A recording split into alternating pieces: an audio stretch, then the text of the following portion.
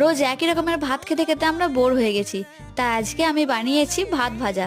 পেঁয়াজ, ফুলকপি, মটরশুঁটি আর একটা ডিম দিয়ে আমি এই ভাত ভাজাটাকে বানিয়েছিলাম। এই ঠান্ডায় যদি তোমাদের রাতের ভাত একটু বেঁচে যায়, তাহলে সকালবেলাতে ওই ঝরঝরে ভাত দিয়ে এত সুন্দর একটা ভাত ভাজা তৈরি হয়ে যাবে।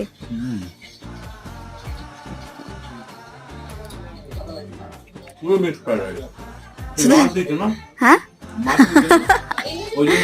তুমি তো মাছ খেতে চাও না এমনিতে, ওই জন্য মাছটাকে অ্যাড করে দিয়েছি। শুধু চিলি চিকেনটা বাকি আছে।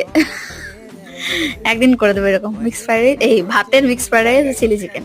আমি একবার টেস্ট করি, অত কষ্ট করে বানালাম, থাক দরকার নেই।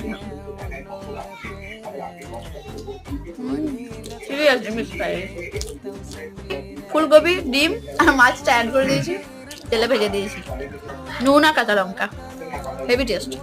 কিন্তু করার সময় ভিডিও করতেই ভুলে গেছি। ঠিক আছে, চলো টাটা।